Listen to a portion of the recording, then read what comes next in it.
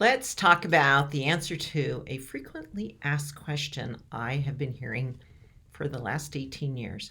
Carol, which two types are the most compatible? What do you think? Do you think there's two of the four types in a relationship that would make the most compatible experience? Now, I have three questions I'm going to ask you to understand the relationship experience better. First, know that there's 10 possible relationship combinations within the four types experience. Type 1 with a 1, 1 with a 2, 1 with 3, 1 with a 4. Type 2 with a 2, 2 with a 3, 2 with a 4, 3 with a 3, 3 with a 4, and a 4 with a 4. So we've got all 10 right there. Which of those do you think would be the most compatible? And I'll give you the answer to that in a moment. What combo do you think is the most common of types being together? What is the most common type woman with the most often seen matched type male? And this is even in relationships where there might even be two females. I see the same preferences, but because I'm going to speak more to my lifestyle, I use those references. But across the board, I see these combos more often than any other. And then in my experience with what type woman is the most common with what type male. Okay, answer all that in. You got several questions here in a comment. First of all, the first question was, which two types are the most compatible together? There isn't any compatibility above another. When that was presented to me, I thought about it and I thought, it's not about that any particular type would be more compatible with another in a relationship. What influences it is how true are you living to yourself and how healthy do you come into the partnership? Because that has more factor than your type. If you're not living true to your type, you're going to bring issues. You're going to create issues. And if you've got baggage that you bring into your relationship experiences, you're going to create drama. And so there's not one better match. I did create, and this is available to everyone that joins our lifestyle membership offering, you can have access to the Rewarding Communications course, which looks at every type combo, all 10 type combinations. And I recorded this video series with my daughter Ann. And what we look at, what I was able to predict really easily is what would be the challenges of that combination of two different types or the same, and what would be their strengths. And I'll share a few tidbits that I taught in that video series. It's very valuable. It will help you learn to communicate better. And that is, to me, the basis of all relationships. A healthy relationship is built on healthy communication. Now, which type female is most often seen with which type male in a relationship? Type 1 women with, yes, you guessed it, type 4 men. That is the most common. Type 1 women with type 4 men. Now, there are a lot of type 4 women with type 1 men, but in my experience over the last 18 years, I have seen more combinations of type 1 women with type 4 men. I actually have two of those in my family system. My oldest daughter is a type 1, married to a type 4 man. My youngest son is a type 4 man, married to a type 1 woman. Now, with a type female, yes, type 3 women with a type 2 male. That is the most common combination I see over and over and over and over. And I almost can guarantee if you're a type 3 woman, you have a type 2 partner. Almost. It's so frequent, it's predictable. And I just recently did this past year, we had a bonus offering in the lifestyle membership that if you had you qualified to have a male typed if you had a qualifying purchase. And I typed a lot of partners, a lot of spouses. And in almost every case, the partner of the type 3 female asking for confirmation of their spouse's type was a type 2.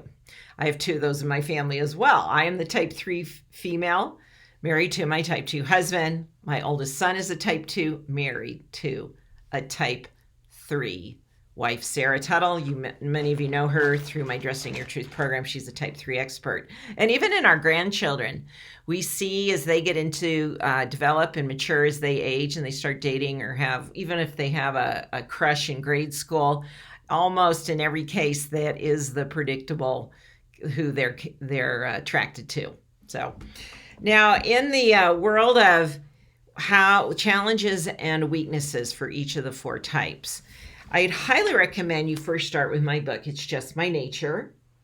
This will teach you about the 4 types and the overview of the program. And then I have a section on when the 4 types get married, date and get married. And there's just a few tips in there, and I'm going to share some of that in a moment. The 4 types date and get married. And I introduce you to this kind of line of thinking of as this movement expresses in people's personalities, their thought processes, their body language, how they move forward into different experiences in life. You start to understand, as you understand the movement, you can predict on your own how different people are going to move through things and where there's going to be hiccups and issues, and then how to avoid those. For example, let's take the experience of money.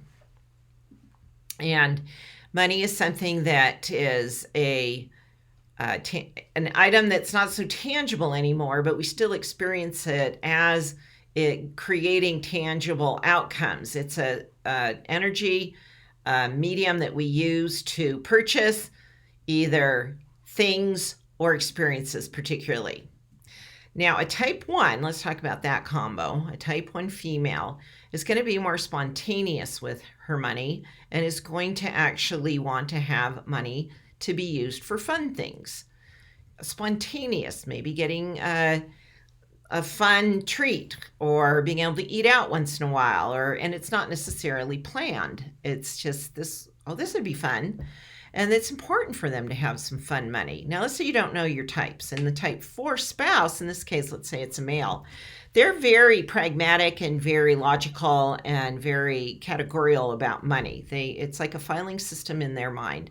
And their practice with their financial, things are in order.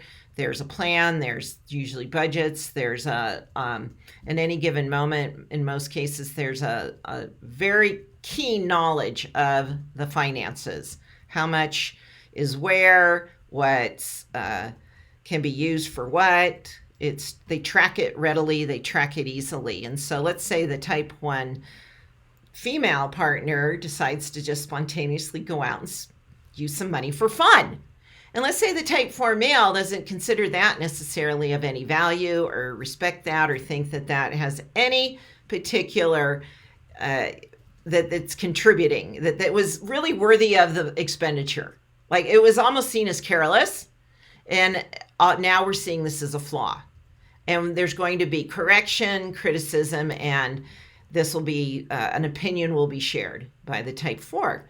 And so the type 1 will try and now make adaptations, try and do it like their partner, give up that use of money, feel criticized, be upset about that, feel less than, and on and on and on. So you can see where things start going awry.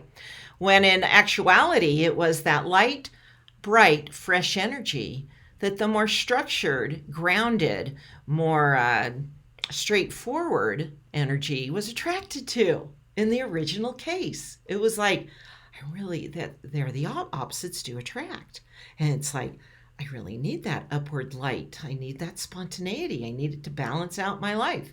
Now, in the case of money, well, I don't want it there. So what do you do about that? Well, the people that I've coached in my healing center that have these hiccups through my 30-day money cure, my own family members, they've adapted practices that honor both types. They usually work it into the budget that there's fun money for the type 1 partner that they don't have to account for with the other partner. It's like, that's mine. I will do what I want.